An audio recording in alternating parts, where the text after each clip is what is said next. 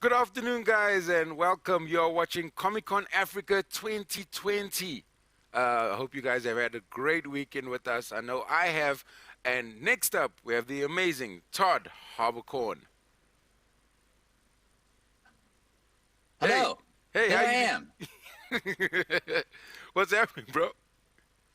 I knew this day would come. I knew one day I would be faced with my favorite accent in the world. It's the one accent that scares me actually. When I get auditions for roles that involve the South African accent, I run. I don't do it. It scares me. I am truly intimidated by the accent because it's like it's like one of the raccoons that I feed in my backyard. I can't catch it, but I like it. that, So that, it's a pleasure to be here. that wasn't that far off, by the way. Oh yeah. Oh, well, you know what? I can do little bits and pieces. I'm like Freddy Krueger. It's like it's effective when you can see him in just little bits, but if you Right. see him in full daylight, it's you're a dude with the glove on. What's going on? What is going on over here? I have never been to this part of the world. I want to go. So thank you for bringing me as close as I can be right Oh, now. you're so welcome, dude. And we'd love to have you next year. Hopefully, when everything opens up, we'd love to have you in South Africa. Yes, yes, that would be great. Because also one thing that I want to do is I started doing this thing where I try to travel around the world and work with animals and rescue animals and such. And so I went to Thailand and I worked at the elephant sanctuary there. And I want to go to Africa and travel around and work with the rhinos. My friend's parents own the David Shedrick sanctuary, Right? and so I want to go up north and go work with rhinos and all that fun stuff. So hopefully, yes, next year would be great. That'd be awesome. Well, we need all the help when it comes to rhinos, so that'd be appreciated. Yes, yes, absolutely. And I study all that news and I follow it. And I thought it was really cool how they were starting to print like 3D horns and introducing those into like the black market area so that it can like get out the, devalue all the horns and such. And so hopefully that continues. And one day there'll be so many rhinos that that is the main form of transportation for me to get to the studio. So we'll see. Your South African accent was pretty spot on. How do you research accents even if you don't go to the country? Are you researching quite a bit? Yeah, I grew up because I grew up in the theater, and it's so funny. Unsolicited, just a side note. My friend just texted me and said South Africa has the best accents. So it's not just me. But no, I grew up in the theater and I played a lot of different characters that required different accents, and then that branched out into film and then voiceover, and then from voiceover that broke down into audiobooks and animation and video games. And so there are some audiobooks where I do all the voices in them, and then each character comes from a different spot. So there's someone from Manchester, there's someone from Ethiopia, there's someone from down south in the US, and so I have to know all of those, keep them in my head, and essentially go crazy in front of the mic for however many hours to bring that to fruition. Right, and I'm sure once as you get to the country, you realize that there's so many other accents in the country. There's many, yes, and I it's very intimidating. I would love to be trained in all the. When I had a voice coach in college, I think she didn't say the words failure, but I felt her feeling like I was a failure vibes sending them my way because she came from like a very British upper crust training, Right. and I was just a kid who wanted to do funny voices, and I don't think she liked that at all. Yeah, I But realized that just going to the States. I met my brother's wife who's from North Carolina, and I was like, this does not sound like Will and Grace. yeah, yeah, exactly, yeah. Actually, it's totally But different. it's a pretty area. So you've been over here. Yes, I have. Yeah. Beautiful. Okay, wait, So, and so you've just traveled along the East Coast, or where uh, have you? New York, Philly, and North Carolina. Okay, all right. Yeah. Well, next time we'll trade. Next time you West Coast it, and then I'll come over, and then we'll compare food. Okay, I see cool. the KFC thing over your shoulder. Yeah, yeah, KFC, Uh, our sponsor. Thank you, KFC. oh, okay, okay, okay. Hi, KFC. All So, right, cool. so how did you get into acting? What was you said you grew up in the theater. What drew you to performance art? Oh, well, because at the time, my life scared me. So I'm like, well, why don't I do someone else's life? That might be fun and less scary. And so I started doing that, and then got addicted to it, and I even went into sports. But then the funny thing is like when you only have so many hours in a day, things get greedy for your time. So between that and trying to fit in school, and then also fitting in watching cartoons and playing video games and doing my homework. Do your homework, kids. Yeah, there wasn't time for sports, so I had to choose. You know what? I had to do what's that South African? Let's see. It's the two roads overcame the hyena. Yeah, I had to pick a path. Is that from Do you The know Lion that? King? No, I don't know. No, the story goes. So I was learning about the area. The Yeah. story goes that a hyena came to a path, and there were two goats to the left and two goats to the right, and so it started to walk to the left with its left side of its body and walk to the right with its right side, and eventually the path split so far that the hyena split in half. So the proverb is, choose a path and commit to it, or else you're going to be spread too thin. Right. I get you. You just told me That's just something. what, You told me something about South Africa right now. I had no idea about that. that's there's also Captain Van Hunks. Have you heard of that? There's Van Hunk's a restaurant. I've heard of that. That's in. Where that comes from is this captain. He was an 18th century sea captain, and there's something called Table Mountain. Yes, yes. That is a. Yeah, that is a thing. So this is the story about how that there's apparently a big That cloud makes. over it. Well, yes, it's called. They call it a tablecloth when the cloud comes over the mountain, and the restaurant is actually at the bottom of the mountain. So that makes sense. Yes. So what happened is that dude was a sea captain back in the day, and he would go up to the top of the mountain and smoke his pipe every day. Well, one day he came up there, and there was another dude there. And that dude said, guess what, MFer? I challenge you to a smoking contest. And he goes, all right, I'm Captain Van Hunks. Let's do it. So he won. And the dude that he had the smoking contest with was the devil. And the devil was pissed off.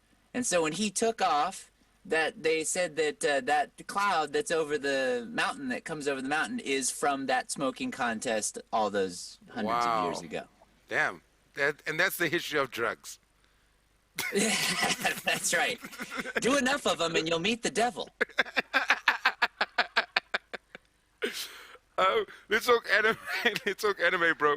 What's your favorite thing about fairy tale anime? Well, that it went on for 10 years. We did it for a very long time. It was a show that definitely left a lasting mark on my voice because there was so much yelling. And so there Oh are wow. times I was just working on a video game. I was directing a video game, and I was also a couple characters in it. And the engineer goes, I think there's something wrong with this one audio clip. And he played it back for me, and I go, no, those are called vocal scars. That's just because he goes, it sounds like you're doing two voices at once. I go, no, that's the harmonics of a destroyed vocal cord. And so, but listen, I was happy to have a fire in my belly for many years for that show, and we did the movies, and I hope we do. There's something called the 100-Year Quest that I hope we yeah. get to do. So it'll be fun if it comes back. Fairy Tale was a really big part of my life, and I hear from people from all over the world every day about how they're just starting Fairy Tale, or they just got their brother or their sister into it. So it's very impactful for me. What was the transition from live performance and film to voiceover artist? Was it? Oh my God. Was that the plan, or did you just kind of find yourself in the studio? Well, the hours are better.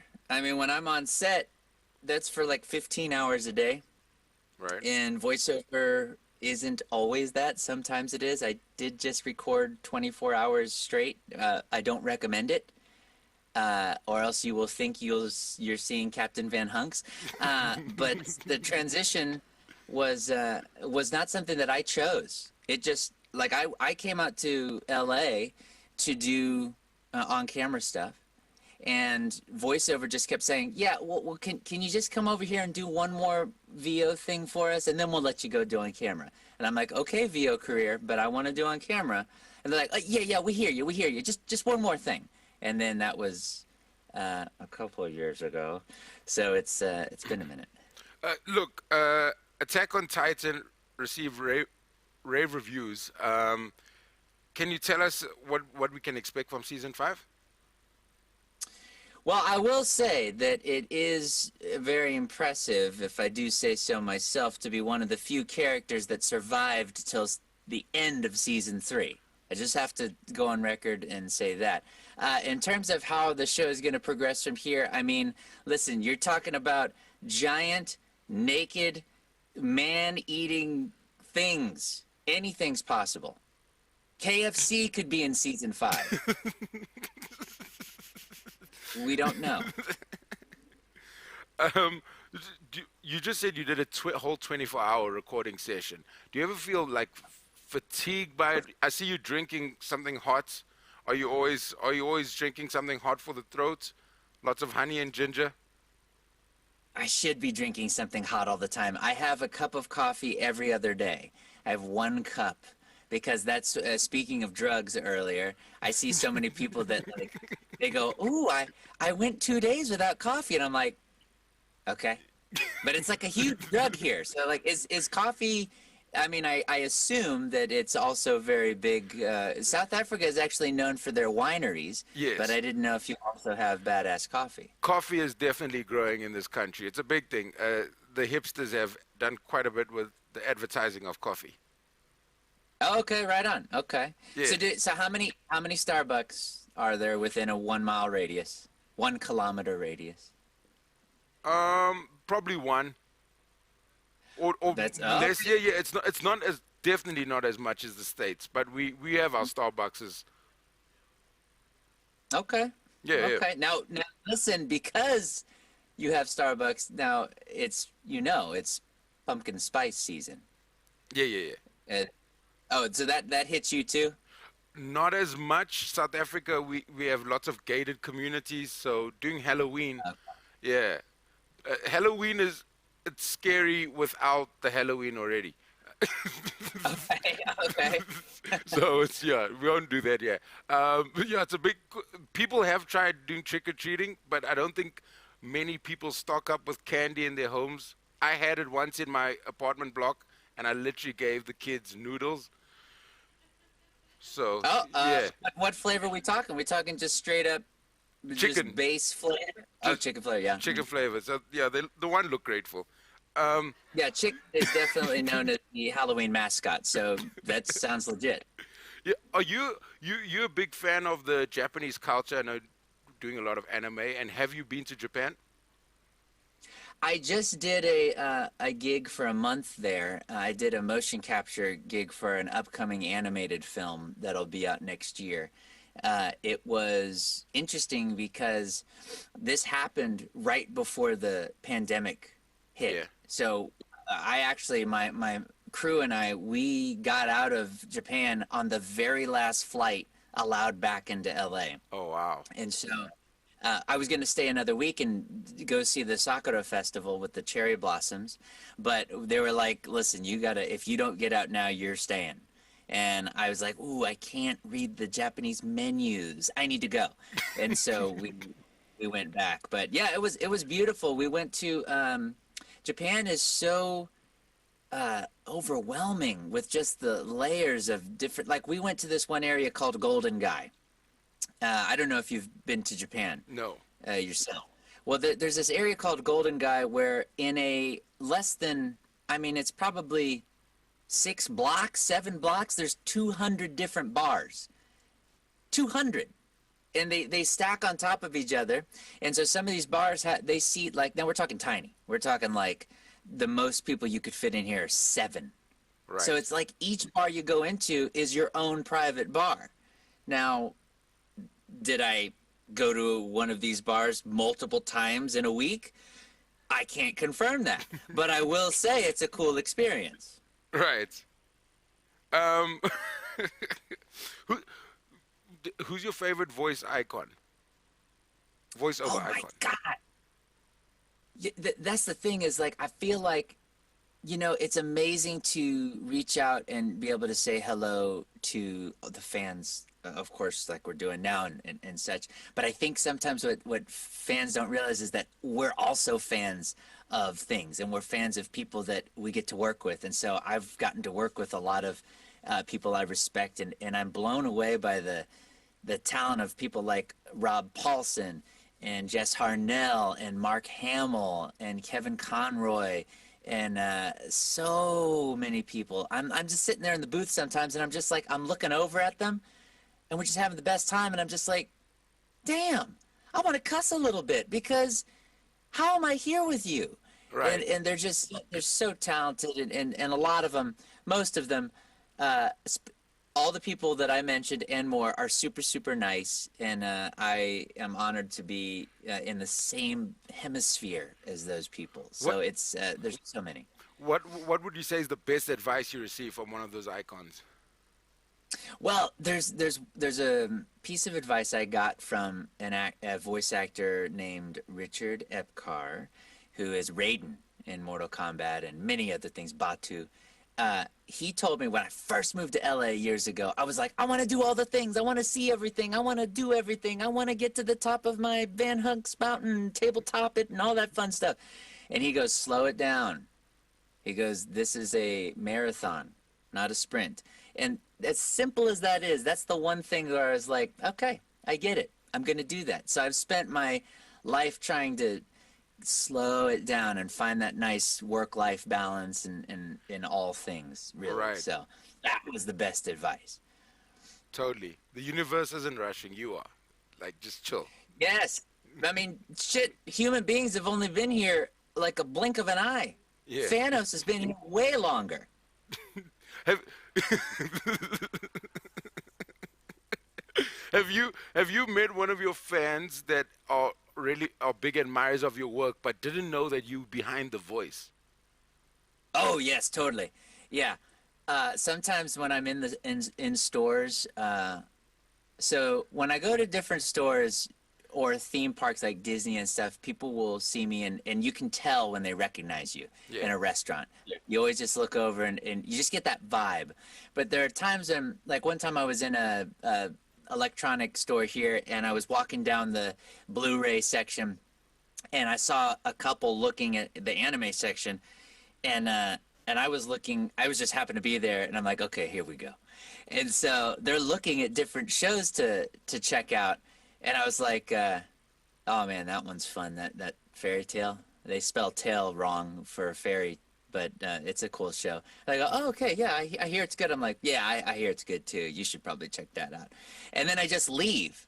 And then like a day later, I get a message on Instagram and they're like, oh my God, I'm so sorry. We didn't know that was you. And that's fun to do to people. Have you ever just in that kind of situation just changed your accent and started going to the accent of the character? When sometimes I'll do that. Like I was this is so cute. I was in a restaurant once and I just happened to sit next to, it was Vietnamese restaurants tend to be very small, for example, and where we're at. And so they put the tables together. And so I was sitting next to a little girl who was drawing. And she just happened to be drawing one of my characters. And so I look over, and then I did a line from the show, and her face, she was like, and that was the cutest thing. Oh, That was that's so so fun. cool. Sometimes I do that. Other times I will, like when I was in London last time, I do it as like a social experiment. I'll be an American, but then I'll do an accent, and I'll ask directions in both versions. So I'll ask for directions from someone as an American, and then I'll ask for directions as a Brit, and I compare the responses. So last time I was there, from this particular person, I was sent like way off track, like not even near where I was supposed to go. But then when I asked someone as a Brit, they were like, "Oh yeah, sure. You're just gonna go down there and you take a right, and then you want to get on the tube and exit on Piccadilly Circus. Have a good time." And I was like, "Oh, cool, okay." But I need to do more experiments to see if that was just that person, or Right. the other person had a horrible sense of direction, or if it was like, "Oh, I know where you're from. You're from that place where Trump's from, Yeah, yeah, and I'm yeah. gonna show you." You know, so we'll see. Talking about fans, dude, we've got a couple of questions from your fans. You cool with answering them? Let's do it. Sweet.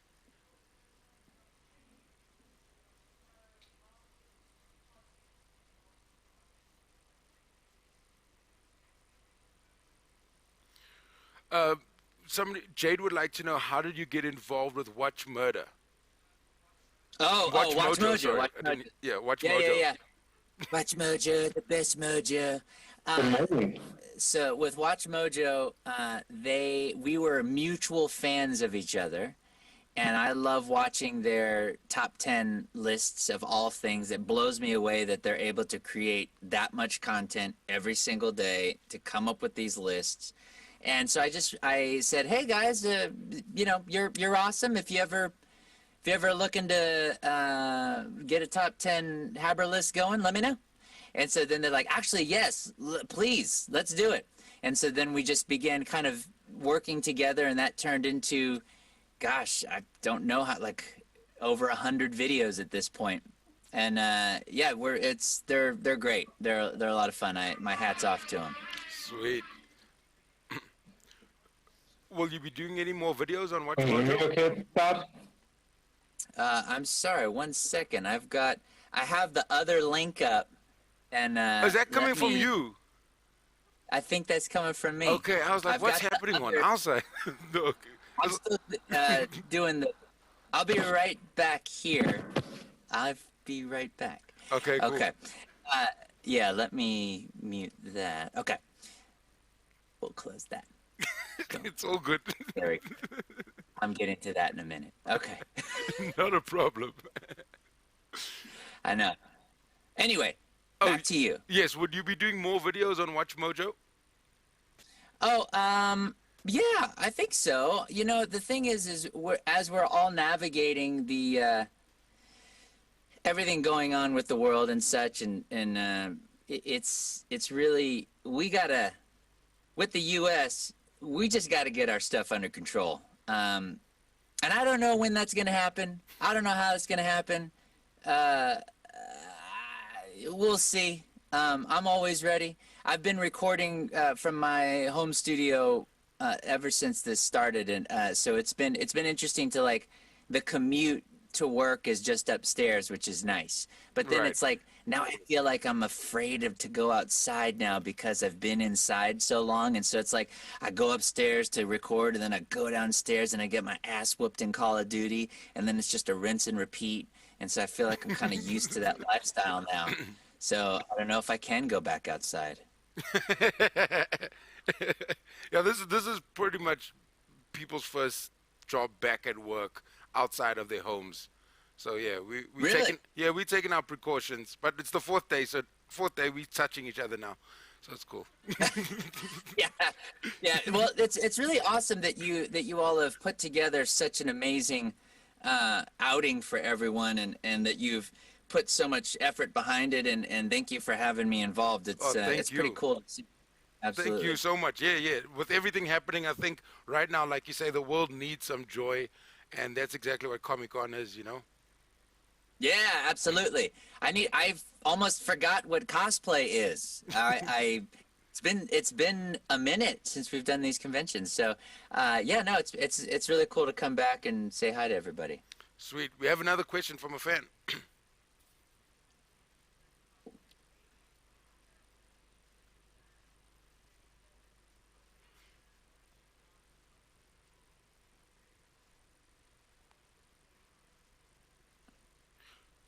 Oh wow! You've got a fan, Haley, who says that Fairy Tale influenced her so much that she started her own cosplay, cosplay group dedicated to the show, and Okay. it's called Fairy Tale Guild ZA. Okay, right on. All right. So I should be looking in my local Hot Topic for merch and things like this, I guess, coming up soon. I guess so. Yeah. Hot Topic's where we get all of our anime stuff. Uh, We have another very question. cool. No, Sorry, Todd. What was that? no, you go. You go. Okay. We have another question.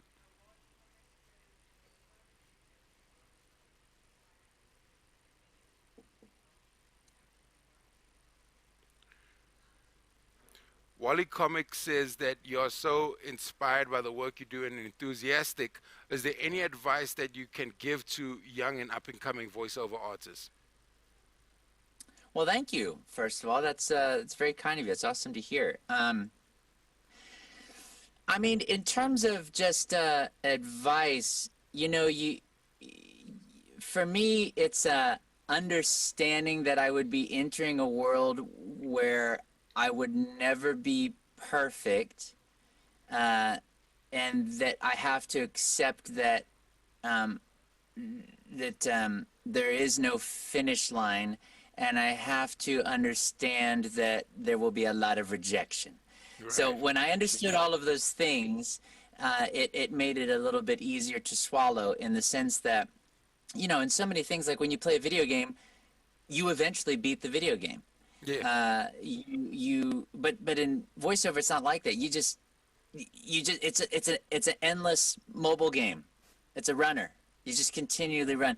And also in terms of rejection, like for every gig that I book, there are 100 that I don't. Yeah. And so, I mean, there are so many classic examples of actors that basically quit or were right about to quit, and then the very next thing they got, like Negan from Walking Dead, he was like done. His manager dropped him, and the next day he got Supernatural, and then he got his like Grey's Anatomy, and so it's like it's such a weird beast. I mean, I would say that being said, the best advice that I would say that has been the most helpful for me in terms of my career is knowing what you're good at and what you're not good at. If you can really hone in on what your strengths are, that'll really help you take your shot. And so when you take your shot, you're not just throwing, buckshot on the wall. You're like a surgeon. So if you know what you're good at and you're accurate with that, that's going to be a lot smoother journey for you. Totally. As a voiceover artist, I remember reading a story about Marlon Brando, and he had cotton wool in his mouth when he was doing Godfather. Have you ever done something Oh, crazy like that to help you enhance the voice you're trying to go for? well, in Fairy Tale, there was an episode where I spent the majority of it with a mascot cat's head on my head. So we got the Vegeta mascot head, and I wore it for the whole episode. That's one example. And then I guess outside of that, really, it's in film. It's in film when they put you, as you just mentioned, but when you have the makeup on and all the prosthetics. I did a movie where I was covered like head to toe in all this blood and guts and gore, and I had contacts in. That was fun for the first 30 minutes. And then once you hit hour 13, you're like, Mom, can I go home now? uh, Look, if you weren't a voiceover artist or an actor, what other profession would you see yourself doing? Animal welfare. Is it? I've got a 501c3 that I have federal approval for. I'm just waiting for all kind of the final stuff to come through. But yeah, absolutely. I would dedicate my life and will eventually to helping animals. I mean, there are buddies on this planet. We share it with them, and they need all the help they can get. And so that's absolutely what I would do, and I'd have no problem doing that. And so one day that will be what I do. So yeah, we'll see how it goes. Sweet. I have another question Yeah. for you, Todd.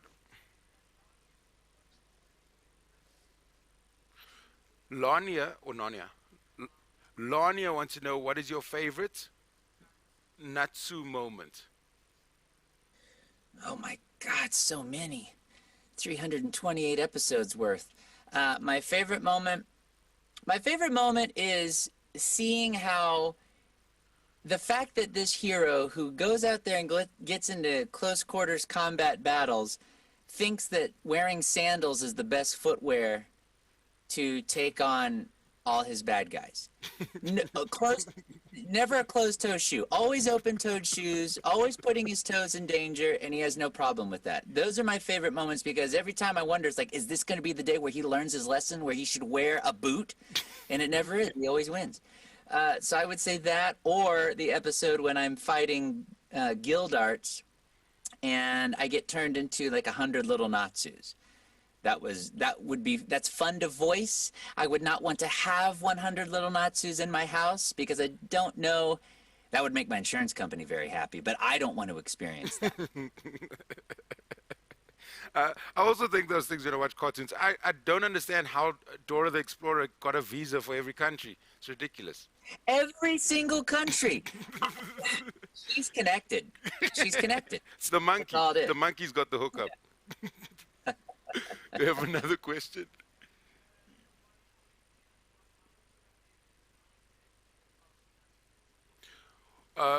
Wally asked, how do you get into the mindset of Natsu?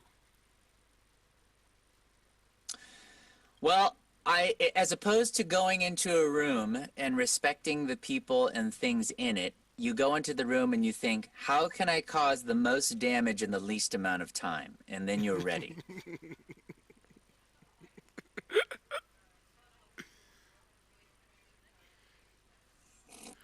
Jessica asked, what has been your favorite character to voice? Well, I mean, it's got to be my man Natsu. If we're going to assume that Natsu is he's it, beyond Natsu, I would say it was a lot of fun. I voiced this character in a show called Sergeant Frog. And that actually coincidentally also had around 328 episodes, but I think that it came out just a little too ahead of its time, Right. Because animation and cartoons in the States weren't really in this fast-paced, quick reactionary mode that they're in now with like Teen Titans and Phineas and Ferb and all of those cartoons. It came out before that switch, and so people were kind of like, what is this? The folks that know about it love it, and then if you're not in that group, you don't know about it. Yeah. So if you don't know, now you know.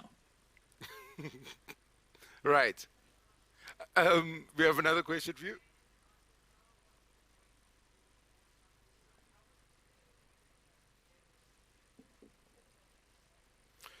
Jade asked, how difficult was it to do the voice of Death the Kid from Soul Oh, Eater? Death the Kid.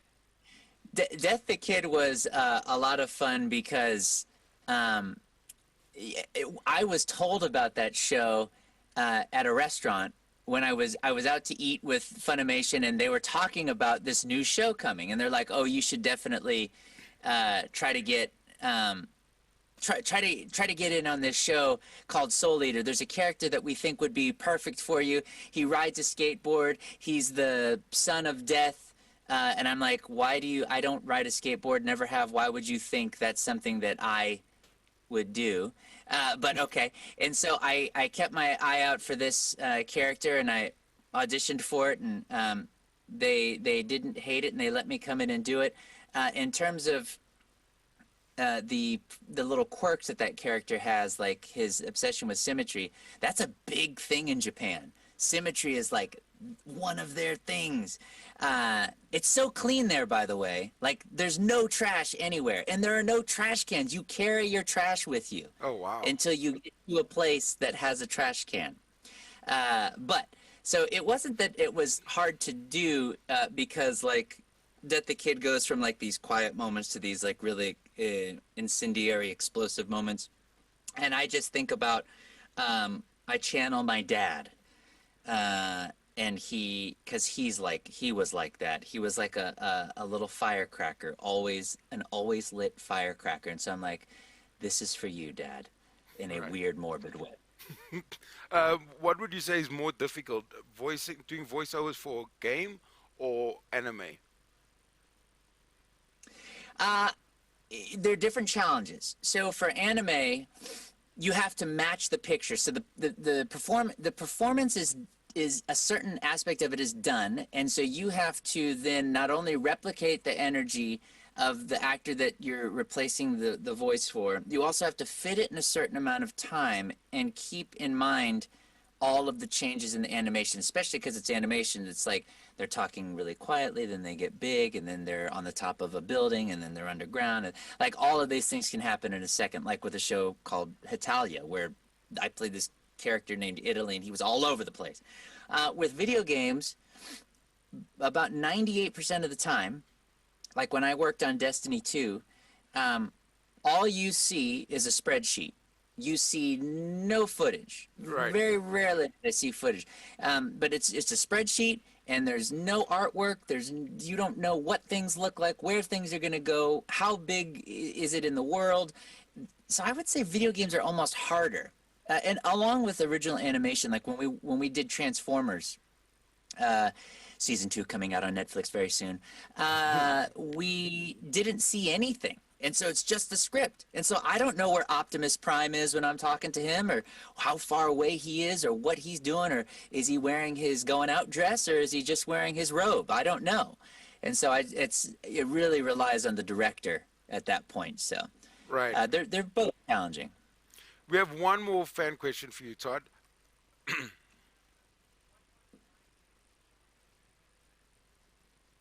What was it like voicing Shockwave in Red Alerts and Red Alerts Oh. in Transformers? Sorry. So, it's always so fun to get to be a part of these shows and these properties that I was a fan of. And so, like, when I did Street Fighter, I was a big fan of Street Fighter, and so that was a lot of fun. When I did Destiny, as I mentioned, it was great to join the first-person shooter world. And then, same with Marvel and DC and things like that when I've done projects within those worlds. And so Transformers was really amazing because I saw some preliminary concept art and it looks so good. Transformers is just, I mean, if you're a boy, you know about Transformers. And so it was also just the crew was so great. And the director was awesome to work with, Phil. And also to be surrounded by such what you were talking about earlier, working with great voice actors. It was a real pleasure to bring an Autobot and a Decepticon to life. Right after I finished season 1, they told me, oh, the toys are out. And so I immediately went to the store and found the last Shockwave toy, and I've got it sitting in the other room. So it was cool to go to the, when you get to go to the store and you see toys of yourself, it's fun. I Right. was at a convention where, when we still had conventions, and I saw one of my characters from Monster High, and I told the guy, because they don't often make a bunch of guy characters for Monster High, and I told the guy, I was like, oh, can I get that Portergeist right there, that figure? And he's like, oh yeah, it's blah blah blah blah blah, and a kid was like, oh, that's you, and I'm like, it is. I mean, is there a discount? And he goes, yeah, discount, sure. Give you $1 off. I'm like, oh, great. So it doesn't always work in some circles, but I got the figure. Right. Dude, it's been Oh, speaking of toys, here's one right here. This is another one that I am. oh, I'm this. can you hold it in front of you? We can't see it. There we go. There we go. So let's see if he can do his little thing.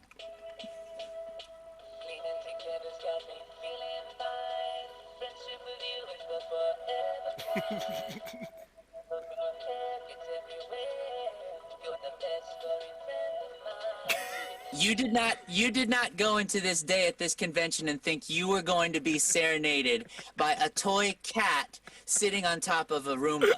You didn't think that was going to happen. Dude, Todd, it's been such a pleasure speaking to you. You have to come to South Africa, dude. When we open up our borders, you need to come through. All right, deal. And we're going to go grab one of those famous South African coffees and we'll have an adventure. Yeah, let's go to Van Hunks, and then you and we're going to hunt down poachers. Yes, that's right. That's right. Okay, deal. My brother, thank you so much, dude. It's been a pleasure. Thank you for having me. It was quite an honor. Thank you. Good luck with the rest of the convention. Thank you very much. Enjoy your day. Bye-bye. Bye. Ladies and gentlemen, there was Todd Haberkorn. What an amazing dude and so humble. Please do not go anywhere. This is our final day, but we have jam-packed interviews that still have to come up. But before